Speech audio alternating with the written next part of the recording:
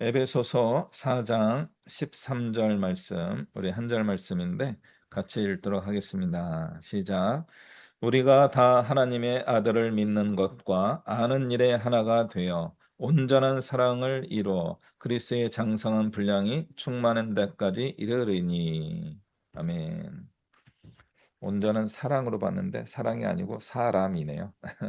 그래서 우리가 온전한 사람이 되는 것, 이걸 꿈꾸면서 오늘 함께 말씀을 나누도록 하겠습니다.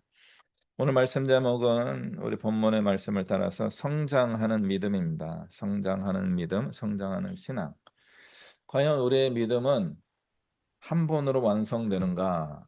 이것이 이제 초대교회부터 지금까지 저희들에게도 계속 질문되는 그런 내용입니다. 예수님을 믿으면 구원을 받습니다. 구원받는 신앙이 있습니다. 그래서 믿으면 구원받습니다. 믿지 않고는 구원을 받지 못하죠. 그래서 예수님을 믿어야지만 구원을 받습니다. 그런데 예수님을 한 번 믿으면 끝인가요? 라고 할 때 천국 가는 것에서는 끝입니다. 그냥 괜찮습니다.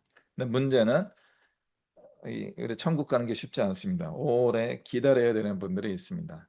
오랫동안 기다려야 되는데 아, 그 기간 동안에 1년일 수도 있고요. 10년일 수도 있고요. 30년, 50년, 어쩌면 100년의 시간을 기다려야만 천국에 갈 수 있습니다.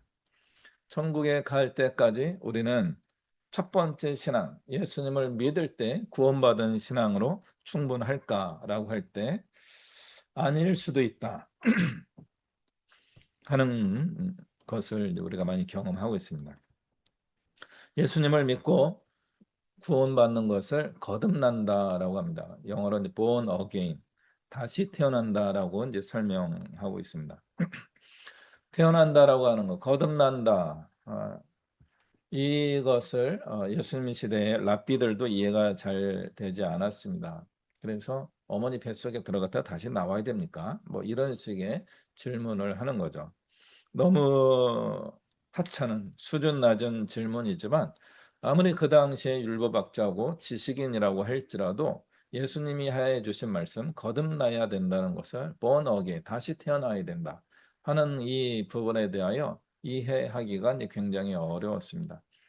예수님이 말씀하신 것은 다른 것이 아니고 어, 천국 가기 위한 하나님의 백성으로 새롭게 되어야 한다라는 의미에서 거듭남을 이야기한 것입니다.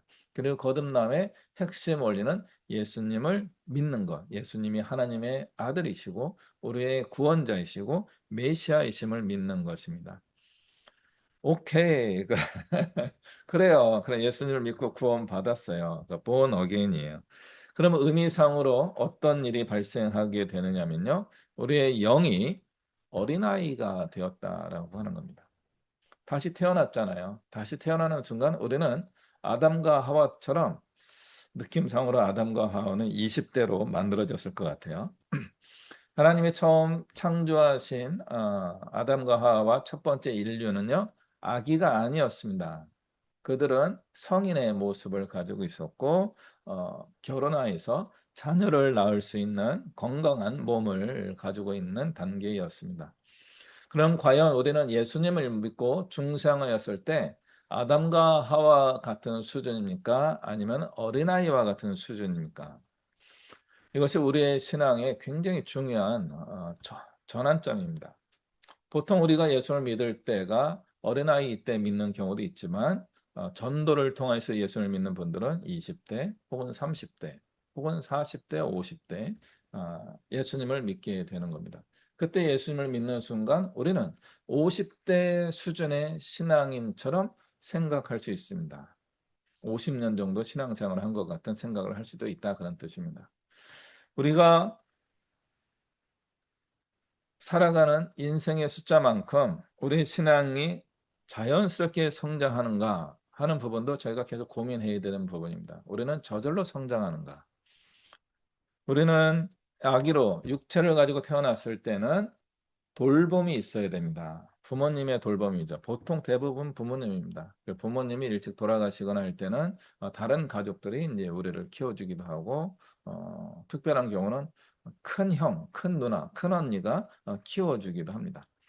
그래서 이제 제대로 젖을 먹을 수 없기 때문에 젖동량이라고도 하죠. 그 동네를 다니면서 그 젖을 좀 나눠주세요 하면서 다 아기가 있는 엄마들에게 부탁을 해서 옛날에요, 조선시대 같은 그 젖동량을 해서 이제 아이를 이제 키우기도 합니다. 요즘은 분유가 있으니까 분유를 먹이면 되는데 돈이 좀 많이 들죠. 그래서 갓난아기로 태어난 그런 우리 첫 번째 출생 이후에는 돌봄이 없으면 성장할 수가 없습니다. 언제까지 성장합니까? 젖과 우유를 먹게 되는 나이는 한 만 24개월, 만 2살 때까지 대부분 분유나 우유나 젖을 먹으면서 크게 되어 있습니다. 그때쯤 돼서 이유식도 하고 이제 밥도 먹고 반찬도 먹고 하면서 우리가 영양분을 흡수하면서 이제 성장하게 됩니다. 그러면은 이제 3살, 4살, 5살 된 우리 아이들은 그럼 저절로 큽니까? 저절로 크기 시작합니다. 자기들이 이제 걸어 다니면서 이것저것 경험하고 어른들에게 저거 뭐예요? 라고 하고 물으면서 질문하고 대답하면서 지적인 면도 성장하고 정서적인 면도 발달하게 되고 그 다음에 이제 신체도 발달하게 되는 겁니다. 그럼에도 불구하고 제일 중요한 게 뭘까요? 먹는 겁니다. 밥을 먹어야 되고요. 반찬도 먹어야 되고요. 어떻게 밥만 먹고 삽니까? 간식도 먹어야 되죠. 계속 먹어야지만 큽니다. 아무리 머리가 뛰어나고 감성적으로 뛰어나다고 하더라도 육체가 받쳐주지 않으면은 제대로 성장할 수가 없고 육체의 연약함으로 인하여서 마음도 병들고 정신도 병들게 되는 일이 발생할 수 있습니다. 영적인 것으로 이것을 비유하게 되면 어떻게 됩니까? 예수님을 믿은 지 얼마 안 되는 사람들. 이 사람들은 계속 영적인 뭔가 공급이 있어야 되는 겁니다. 영적인 양식을 계속 먹어야 되는 겁니다. 언제까지 먹어야 됩니까? 죽을 때까지 먹어야 됩니다. 우리가 20대, 30대, 40대가 됐다고 해서 밥을 안 먹고 살 수 있나요? 아니에요. 계속 밥을 먹어야 되는 겁니다. 50대가 되면 밥을 안 먹고도 살 수 있나요? 제가 이제 얼굴에 좀 많이 주름이 제가 생기고 있잖아요. 왜 그럴까요? 제가 체중을 한 10kg 정도 뺐습니다. 제 인생의 놀라운 첫 경험입니다. 제가 지금까지 살아오면서 체중이 늘어나기만 했지 줄어든 적은 한 번도 없었습니다. 근데 이제 지난 1년간 급속히 빠진 건 아니에요. 작년 한 10월 이후부터 조금씩 조금씩 빠졌던 것 같아요. 그래서 약 1년 정도 걸치면서 한 10kg 정도 뺐습니다.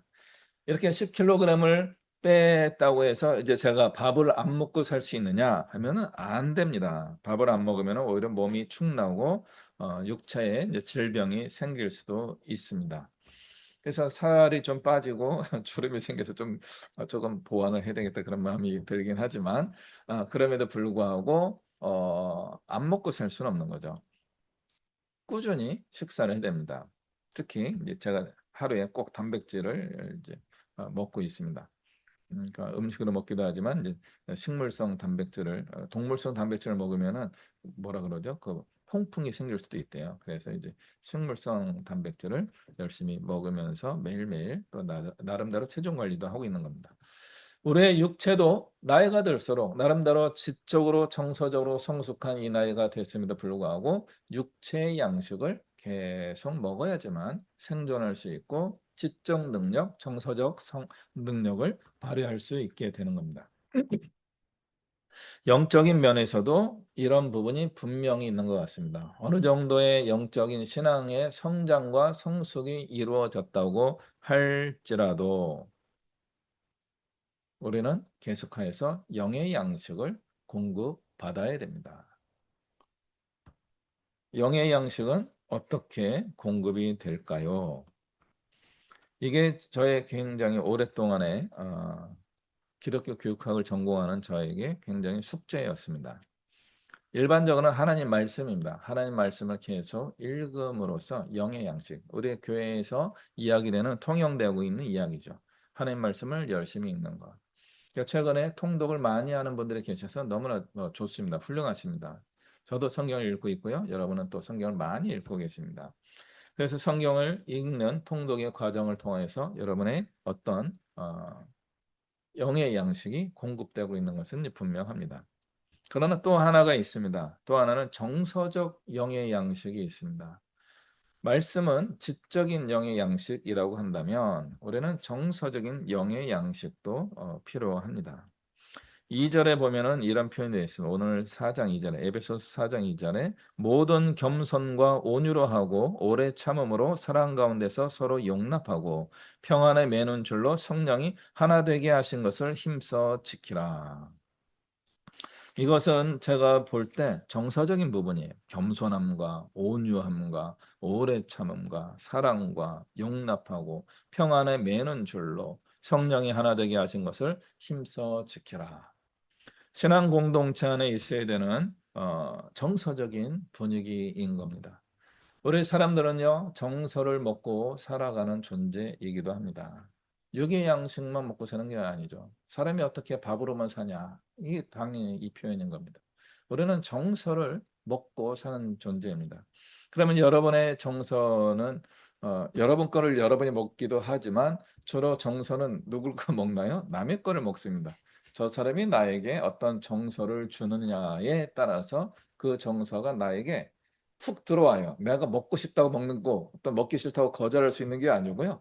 그냥 훅 들어와요. 그래서 그 사람의 사랑이 나에게 훅 들어와요. 이 사람은 이제 훅 들어오지 않지만 이제 야금야금 들어오죠. 뭐 용납하고 겸손하고 온유하고 하는 다른 사람들의 정서가 나에게 이렇게 침투해 들어오면서 나의 정서의 양식이 되는 겁니다. 근데 분노, 미움, 질투 이런 거는 와 너무 잘 들어와요. 정서가 좋은 것만 있는 게 아니에요. 조금 불편한 정서도 있는 거죠. 화를 내는 것 자체가 나쁜 게 아닙니다. 그러나 화를 냈을 때 그 정서가 나와 타인에게 영향을 주는 거죠. 우리의 우울감, 슬픔, 분노, 그러면 뭐 이런 것들이 필요합니다. 그러한 정서들을 잘 우리는 관리해야지만 우리는 더욱더 풍성한 정서적인 사람이 이제 될 수 있지요. 그런데 문제는 그 부정적인 정서라고 하는 것이 나와 타인에게 좀 나쁜 영향을 줄 수도 있다는 거죠. 반대로 격려하고 칭찬하고 하는 것이 늘 좋은 거냐 할 때 좋은 느낌의 정서이긴 하지만 잘하고 있지 않은 사람들에게 칭찬해 주면은 그건 독이 되는 거죠. 잘못하는 사람을 무조건 사랑으로 품어주고 있다면 그것도 잘못하는 거예요. 오히려 망치는 것이 될 수 있는 겁니다. 그런 때는 우리는 화를 내고 지적을 하고 고쳐줄 수 있어야 되는 거죠. 그래서 우리의 정서는요, 굉장히 불편합니다. 어, 제가 이제 심리학 공부를 좀 했었어요. 그 심리학 대학원에 가가지고 이제 특히 정서 심리학을 공부했는데 정서 심리학의 기본적인 전제 중에 하나가 이거더라고요. 다른 사람이 있어서 형성되는 게 정서래요. 세상에 나 혼자밖에 없으면은 우리 인간은 감정이 없을지도 모르겠다. 이렇게 표현을 하더라고요. 근데 우리가 감정이 생기는 이유는 다른 사람이 존재하기 때문에 그렇다 하는 겁니다. 그래서 이제 정서 심리학을 사회 심리라고도 부릅니다. 사회 심리는 뭐냐면은 사회학에서 이야기하는 사회가 아니라 심리학에서는 한 명만 있으면 두 명만 존재하면 그게 사회라는 거예요. 두 명 사이에 모종의 뭔가 오고 가는 일이 발생하게 되는데 그걸 사회 심리라고 이야기하더라고요. 그래서 두 명 이상만 모여도 우리는 사회적 어떤 현상을 경험하게 되는데 그때 대표적인 게 정서라고 하는 겁니다. 이 정서가 우리 기독교 신앙에서 중요한 영의 양식 중에 하나일 수 있다는 거죠. 그동안 이 정서에 대하여 우리 기독교 신앙에서는 하위로 보았습니다. 말씀, 진리를 우선적으로 보았고 정서는 우리가 조심해야 될 부정적인 것으로 많이 보았습니다. 그런데 저는 이제 감정을 잘 못 느끼는 사람입니다. 애니어그램 5번인데 그럼에도 불구하고 공부해 본 바에 의하면 이 정서는 우리 삶의 가장 큰 에너지가 됩니다. 에너지이면서 어떤 때는 본질이 되기도 합니다. 그래서 건강한 정서를 유지하는 거 굉장히 중요한 겁니다. 그래서 예수님도 화를 내지 마라 이렇게 가르치지 않았습니다. 분을 품더라도 해가 지도록 화를 내지 말아라 이렇게 이야기하는 겁니다. 화를 낼 수 있다는 겁니다. 예수님도 분명히 화를 냈고요. 막 성전에 가서 뭐 장사하는 사람들의 좌판을 뒤집어 엎을 정도로 폭력적이셨습니다. 그럼에도 불구하고 그 화를 저녁까지 해가 질 때까지 가지고 가지 말라 하는 겁니다. 이게 됩니까 안 됩니까? 잘 안 되더라고요. 이 화는요 상승작용이 있어요. 화가 이게 1단계 시작하다가 2, 3, 4, 5, 6, 7, 8 쭉 갑자기 확 올라가 버려요. 이게 분노라는 건요 굉장히 강력한 에너지를 가지고 있는 것 같습니다. 그래서 오늘 말씀에서도 평안에 매는 줄로 성령이 하나 되게 하신 것을 힘써 지키라라고 하는 거예요. 교회 공동체 안에서 평안에 매는 줄로 하나가 되는 것을 계속 추구하라 는 겁니다. 다른 분이 이야기했으면은 "아유 그거 어려워요. 어떻게 해요?" 이렇게 이야기할 건데요. 이 분노의 화신인 바울이 이야기하셨기 때문에 우리가 기억할 필요가 있습니다. 이분은 그냥 화가 그냥 늘 나는 분이에요. 그 화를 주체하지 못하고 스테반을 어 즉결 처형하는데 아주 주동자가 되기도 했던 거고요. 자기를 도와주었던 바나바를 어 참아야 된다고 저는 보는데 안 참고 마가라고 하는 제자 때문에 엄청나게 싸워서 헤어질 정도로 분노의 화신이었습니다. 그런데 이 바울이 오랫동안 신앙생활을 하면서 복음을 열정적으로 전하면서 깨달은 거죠. 자기의 복음 사역의 가장 큰 걸림돌이 분노였던 겁니다. 나는 올바르게 했다라고 생각했지만 그 분노 때문에 하나님의 뜻이 자꾸 깨지는 거죠. 자기가 세웠던 고린도 교회가 분열하는 거예요. 바울 때문에 복음을 받아들였던 고린도 교회가 아볼로가 더 좋은 거예요. 아볼로는 친절하거든요. 그러니까 바울파와 아볼로파가 갈라지게 되고 그러니까 "아니야. 우리는 더 위에 게바파야." 베드로파가 등장하게 되고 "야 니네 인간 중심으로 싸우지 마. 우리는 그리스도파야." 예수님을 자기의 파벌의 우두머리로 만드는 그런 일로 고린도 교회가 분열하게 된 거죠. 그 분열의 원인은 어디에 있을까? 제가 오랫동안 성경을 읽으면서 제가 혼자 깨달은 거예요. 신학적으로 정립이 된 건 아니지만 제 깨달음은 바울의 분노 때문이었다는 거죠. 너무나 신념을 가지고서 복음을 전한 거야. 너무 강력한 거죠. 그래서 제 생각에는 이분이 애니그램 1번이 아닐까 이렇게 생각을 하기도 합니다. 아. 근데 이분이 사역을 하면 할수록 '아 뭐가 아닌데. 이게 아닌데.' 하는 마음이 든 거죠. 그래서 에베소 교회는요. 바울이 가장 성공한 목회지였습니다. 나름대로 가장 성공한 목회지가 에베소 교회였습니다. 나중에 디모데를 이 에베소 교회의 어 리더로 파송하게 됩니다. 왜 그랬겠어요? 디모데가 쪼끔 유약해요. 유약한 분이 견딜 수 있는 교회가 고린도 교회에 계세요? 에베소 교회에 계세요? 그러니까 바울이 볼 때 그나마 에베소 교회가 디모데가 일하기에 좀 괜찮은 교회일 수 있겠다고 보낸 것 같아요.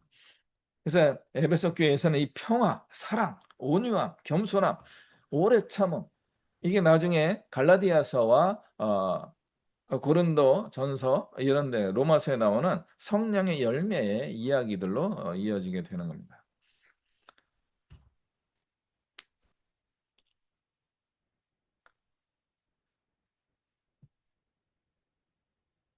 그럼에도 불구하고 우리 사람들은 미숙함이 있는 거죠. 오늘 말씀 주제가 "그리스도의 장성한 분량이 충만한 데까지 이르게 될 것이다."라고 이야기합니다.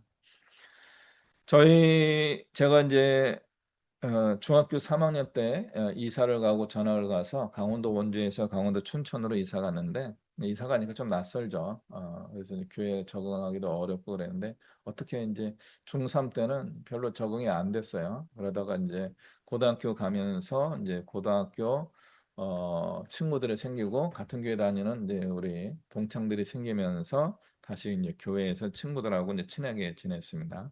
그래서 고등부 때, 고등학교 1학년 때, 또 2학년 때, 고등학교 2학년 때 제가 이제 또 이게 잘하게 생겼잖아요. 그 고등부 회장도 했어요. 고등부 회장하고 하는데 저희 친구 중에 하나, 여자 동기 하나가 이단 교회로 간 거예요. 저에겐 굉장히 큰 충격이죠. 내가 고등부 회장인데 우리 친구가 간 거예요. 내가 걔한테 잘못한 것도 별로 없는 것 같은데. 그래서 나중에 이야기를 듣게 됐습니다. 그래서 그동안 이제 그 여자 동기 애들이 이제 찾아가서 왜 여기 이단에 갔냐 그러면서 이제 다시 우리 교회로 데려오려고 애를 썼습니다만은 결국에는 안 돌아왔습니다. 왜 그랬을까? 그리스도의 장성한 분량에 충만하게 이루지 못하였기 때문이 아니었겠는가? 우리는 미숙한 청소년들이었습니다. 고등학생들이었습니다. 그러다 보니까 미숙한 청소년들이 저희 동기가 한 교회 안에서 한 30명 정도 됐어요. 꽤 적은 숫자는 아닙니다. 그래서 저희 고등부만 해서 이제 100명이 막 넘어가던 그런 시절도 있었습니다. 우리 선배들은 한 50명 이상 모이기도 하고 뭐 70명까지 모여서 우리 고등부만 한 150명 막 그렇게 늘 때도 있어요. 저희는 부흥기를 경험해 봤는데 애들이 많아지니까 별별 애들이 많은 거고요. 그리고 저희가 고등학생들이니까 말도 이제 툴툴대면서 이야기하는 그 청소년기였잖아요. 그러니까 이 친구는 가정적으로 좀 어려웠고 또 키가 좀 작았어요. 여자친구들 중에서도 좀 더 키가 더 작았어요. 애들이 자기들도 뭐 그냥 편하게 뭐 키 작은 명순이 키 큰 하나는 김명순이고 하나는 이명순이 있고 그랬는데 키 큰 명순이 키 작은 명순이 그런 거예요. 그러니까 이 키 작은 명순이가 결국 교회로 옮기게 되는데 그런 한마디 한마디가 다 상처가 되었던 거예요. 그런데 이단 교회에서는요. 얘를 너무나 애지중지해 준 거예요. 너무나 귀하게 대접을 해주고 너는 축복받은 사람이야 축복해주고 그런 이야기들을 어마어마하게 들으니까 갈 수밖에 없는 거예요. 우리가 아무리 정통교회를 가지고 있다고 할지라도 감성적인 것을 터치해 주지 못하니까 우리 친구가 교회를 떠나더라고요. 7절에 보니까 오늘 에베소서 4장 7절 우리가 각 사람에게 그리스도의 선물의 분량대로 은혜를 주셨나니 하나님이 우리에게 분량의 믿음의 분량대로 선물을 주시는 거예요. 은혜를 주시는 거예요. 근데 우리가 하나님의 은사를 받은 거 가지고 자랑하는 거예요. 나 방언할 줄 안다. 막 그러면서 어? 나 성령 받았다. 뭐 이런 이야기를 하는 거죠. 그런 이야기를 하고 할 때 못 받은 친구들은요. 열등감이 생기는 거예요. 교회 안에서요. 믿음의 수준이 약한데 믿음의 장성 분량이 안 됐는데요. 근데 우리 고등학생들 믿음의 장성 분량은 됐어요? 그만큼 된 거예요. 그만큼 됐기 때문에 하나님의 은혜가 있었던 거죠. 그럼에도 불구하고 로마서 12장 3절에 마땅히 생각할 그 이상을 생각하지 말고 자만하지 말고 분수를 지키며 조화와 연합을 추구해야 된다라고 하는 바울의 가르침이 있었음에도 불구하고 이 청소년기의 미숙함으로 인하여서 저도 뭔가 실수를 했겠죠. 한 친구가 기독교의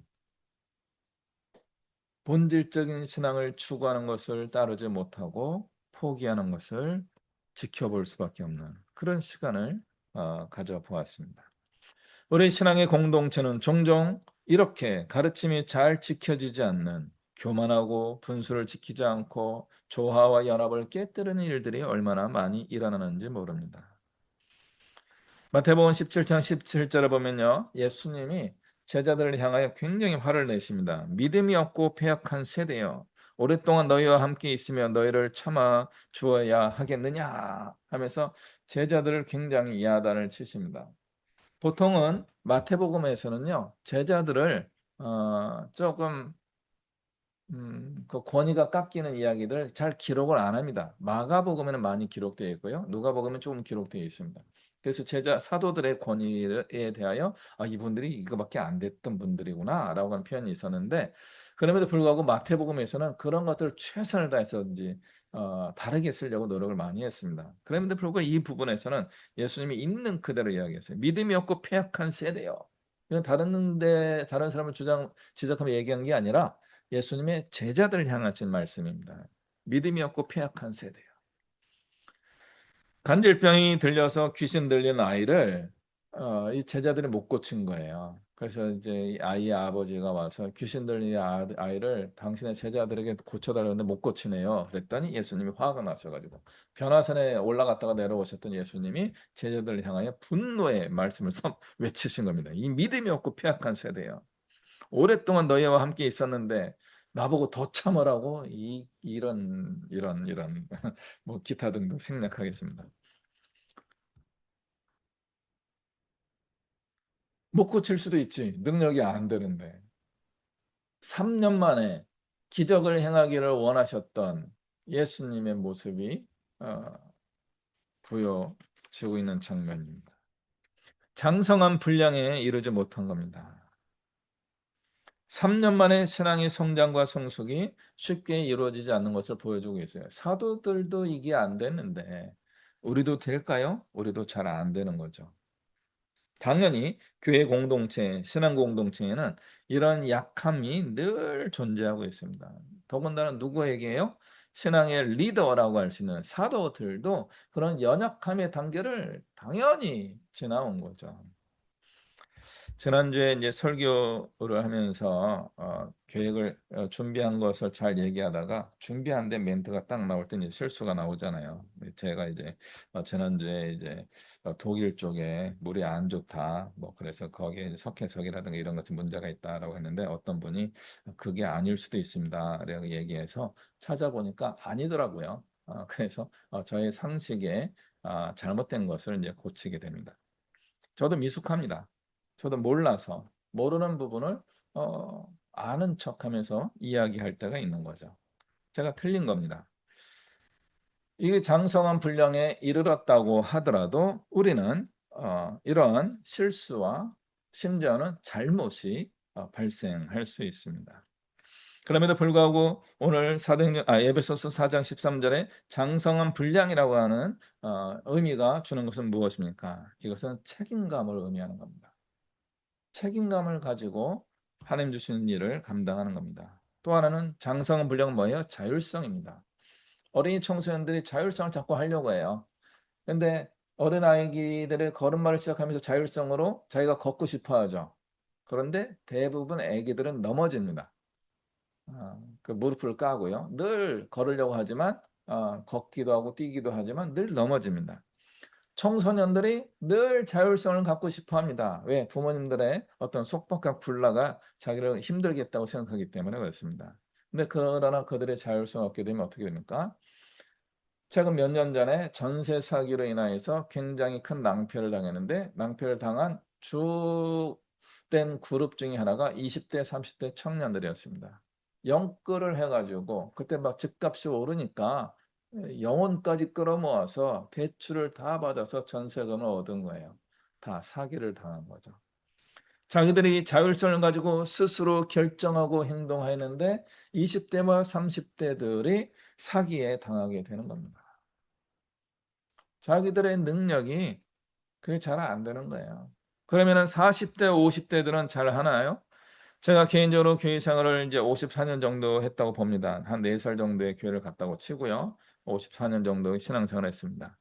어릴 때는 철 모르고 교회를 다녔고 교회에서 뭐 숨바꼭질도 하고 교회 가면 친구들은 늘 있었는데 없는 날은 혼자 교회당 안에서 그냥 하루 종일 하늘을 쳐다보고 그늘을 타고 저녁까지 있다가 오기도 했습니다.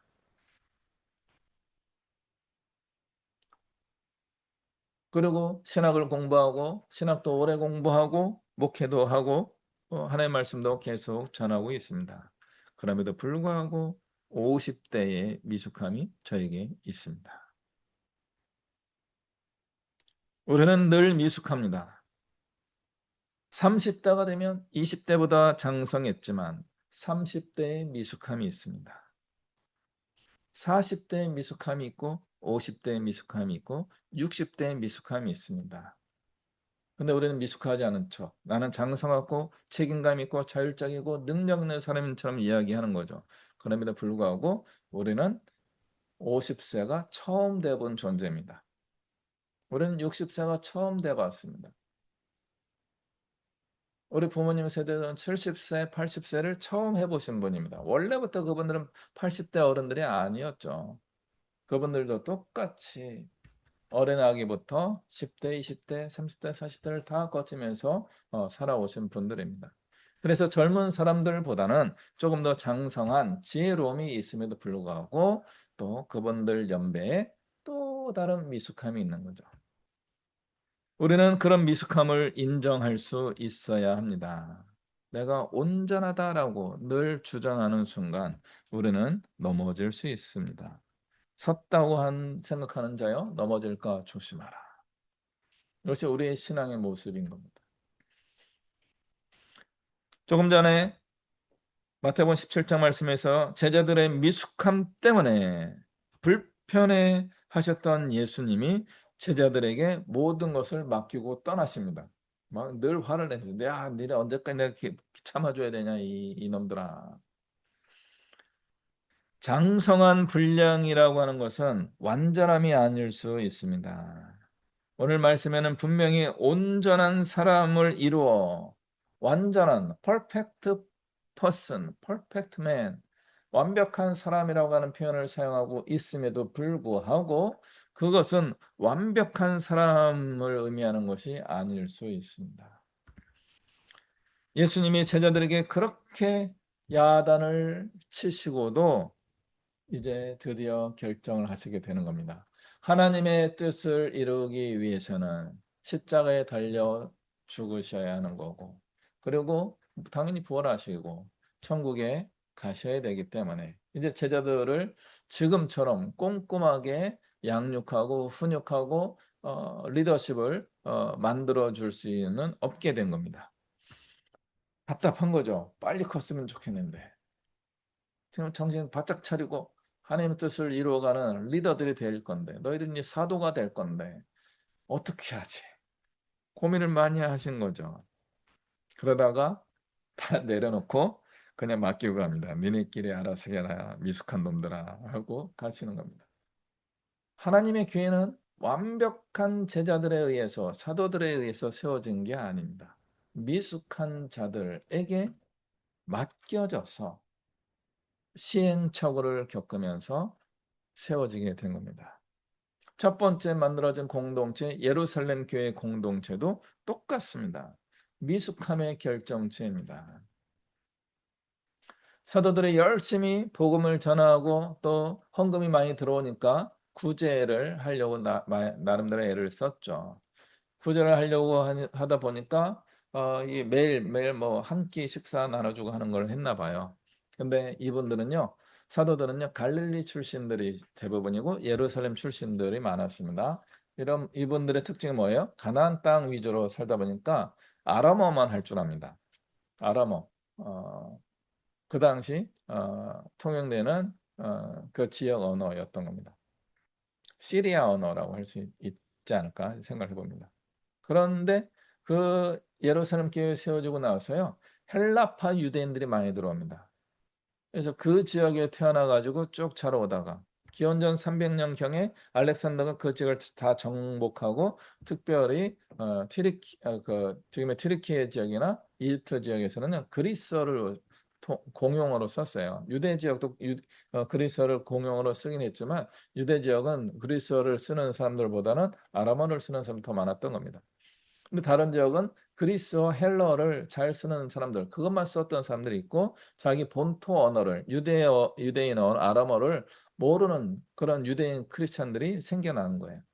그들이 예루살렘 교회에 많이 모였는데 그들 중에 가난한 사람들, 홀로 된 여인들에게 하루 식사를 줘야 되는데 그냥 한국말로 한 거죠. 어, 내일 3시쯤, 내일 9시나 10시쯤 식사를 나눠드리겠습니다. 오세요를 한 거죠. 근데 헬라어를 하는 분들은 이 아람어를 못 알아들은 거예요. 그럼 매번 구제 때 이게 소외된 거죠. 저 표현이 좀 죄송해요. 저 옆에 나는 먹는데 나는 못 먹네? 한 거죠. 나를 차별하나?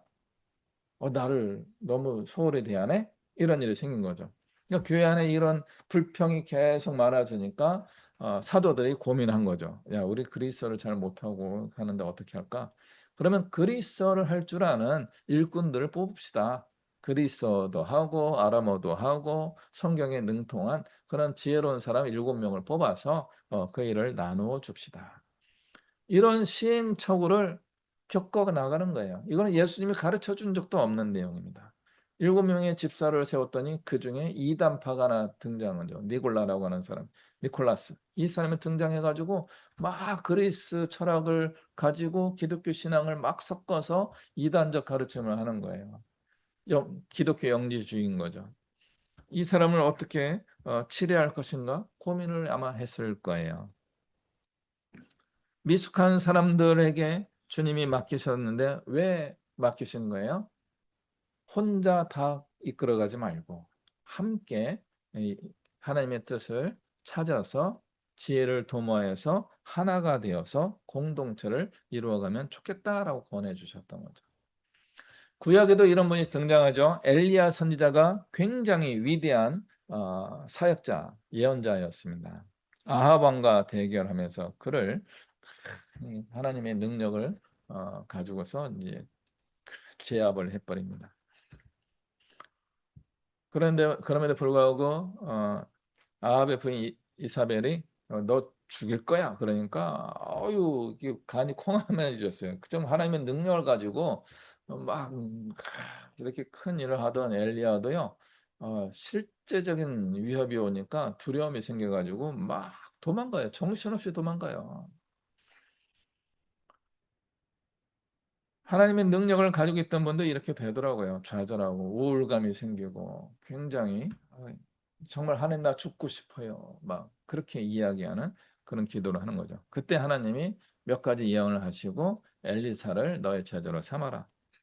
그러니까 엘리사는요 선지 훈련 받은 적이 없어요. 아버지 소를 2마리 끌고 나와가지고 7결이죠. 14마리 끌고 나와가지고 밥 갈고 있는데 엘리야가 겉옷을 쫙 멋지게 던진 거죠. 그게 구약의 상징입니다. 너를 나의 제자로 삼겠다. 엘리사가 당황스럽죠. 밥 갈다 말고. 아버지한테 인사하고 와도 될까요? 하든지 말든지 나는 갈 건데 너는 하든지 말든지. 그러니까 엘리사가 아버지한테 인사도 못하고 그냥 쟁기 하나 나무로 된 쟁기를 딱 부숴가지고 소 1마리 잡아서 예비하고 그다음에 그냥 엘리야를 따라 나와요. 엘리야가 막 가는 거예요. 어디 가세요? 뭐 어쩌고 저쩌고 하는데 말도 안 하고 넌 집에 가. 나는 갈 거야. 막. 그리고 훅 가버리셔요. 그럼 무책임한 선생님이 있어요. 그러니까 엘리사가 이스라엘 군마요 하면서 막 하니까 엘리야의 겉옷이 뚝 떨어지는 거죠. 그 엘리야 겉옷을 가지고 해보니까 되긴 돼요. 막 요단강 갈라치면서 되긴 되는데 야 고민한 거예요. 나는 우리 선생님 같은 선생님이 되지 말아야지 한 거예요. 그래서 엘리사가 한 것 중에 하나가 뭔지 아세요? 선지자 양성 학교를 만든 거예요. 나는 제자 훈련을 한 번도 받아본 적이 없는데 엘리야가 나를 제자 삼아 놓고 하나도 가르쳐 주지 않고 그냥 요단강에 가서 승차는 데까지 따라가면서 본 게 다예요. 그리고 겉옷을 하나 달랑 받은 게 다였어요. 야, 이렇게 하면 안 되겠구나 하면서 엘리사는 선지자들을 양성하는 그런 어떤 학교 같은 거를 진짜 학교는 아니야. 그냥 모여가지고 뭐 땅바닥에 글 쓰면서 얘기했던 그런 모임들이에요. 그럼에도 불구하고 제자를 키우는 그런 일을 처음으로 하셨던 분 중에 하나가 엘리사였던 겁니다. 혼자 할 수 있습니다. 혼자 잘할 수 있습니다. 그러나 예수님도 그렇고 엘리야 후에 엘리사도 그렇고요. 함께 하는 것을 굉장히 소중하게 우리에게 모델을 보여주고 있습니다. 그럼에도 불구하고 엘리사는 그냥 혼자 많이 했어요. 제자들은 공동 리더십을 발휘하면서 공동체가 함께 하나님의 뜻을 이루어가는 경험을 하게 된 겁니다. 이것이 그리스도의 장성한 분량이 충만한 데까지 이르는 것이 아니겠는가 하는 생각을 해보는 겁니다. 혼자 하는 거, 혼자 잘하면 좋죠. 저도 혼자 독야청청 멋지게 아, 유명한 그런 사람이 되는 걸 꿈꿔 보았습니다. 어, 지금까지 안 됐고요. 앞으로도 안 될 것 같기도 합니다. 그럼에도 불구하고 하나 분명한 것이 있습니다. 정말 저는 하나님의 뜻, 그리스도의 복음 이것만을 정확하게 바르게 전하고 싶은 그런 마음이 간절합니다. 이런 간절함을 가지고 함께하는 사람들이 굉장히 필요합니다. 저는 한국 교회를 보면서 위기를 옛날부터 가지고 있었던 겁니다. 교회 안에서 수많은 것이 교제 중심으로 흘러가는 겁니다. 제가 어렸을 때 겪었던 정서 중심의 그런 장성한 분량이 없었기 때문에 우리 교회 다니던 친구를 이단 세력에게 빼앗기는 경험을 했습니다.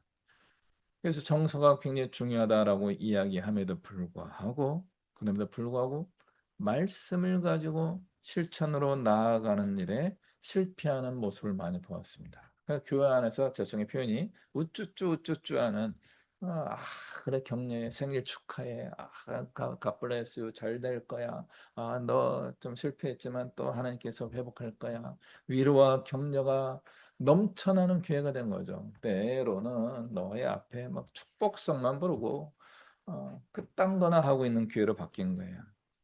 정서 중독이 된 교회가 된 겁니다.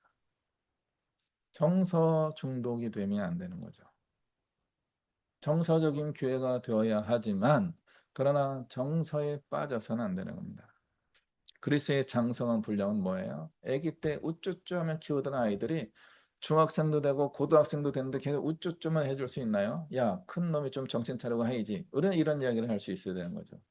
교회 다닌 지 5년, 10년, 20년, 30년 되는데 맨날 우쭈쭈만 해주고 있는 거예요. 교회가 병든 거예요. 이 병든 교회가 회복되어야 하는 겁니다. 언제까지 우리가 이런 장애를 가지고 있는 것처럼 살아가겠습니까? 실제로 우리가 현실에서 신체장애나 정서장애 있는 분들은 어떻게든 건강한 사람들과 함께 지내는 비장애인들과 함께 지내는 그런 일로 나오고 계세요.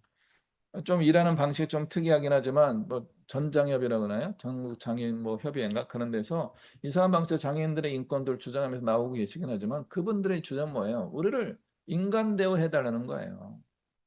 우리를 환자 취급하지 말라는 거예요. 너희들하고 똑같은 존재로 우리를 다루어 달라는 거예요. 대신 우리는 약점이 있으니까 약점을 극복할 수 있도록 조금만 도와주라 이거예요. 근데 우리는 영적으로 굉장히 나약하고 미약한 존재로 살아가고 있는 것이죠. 다시 한번 우리는 장성한 분량, 책임감 있고 자율성도 있고 실천 능력이 있는 스스로 결정하는 그리스도인이 될 뿐만 아니라 그럼에도 불구하고 혼자 다 할 수 없기 때문에 함께 공동체 안에서 하나님의 뜻을 이루어가는 그런 믿음의 네트워크를 계속 실천해야 되지 않겠는가. 장성한 분량이라고 하는 것은 바로 그것입니다. 부족한 저 사람이 하나님께서 택한 사람이기 때문에 저 사람과 우리가 함께 하나님의 뜻을 이루어가게 될 것이다 하면서 포용하고 품고 함께 주님이 기뻐하시는 일을 이루어가는 공동체를 만들어가는 것. 바로 이것이 장성한 분량이란 그리스도 안에서 하나가 된 모습이라고 할 수 있겠습니다. 이러한 성장한 신앙을 온전히 이루고 그 성장한 신앙으로 살아가는 우리 모든 믿음의 식구들 되시기를 주님의 이름으로 축복합니다.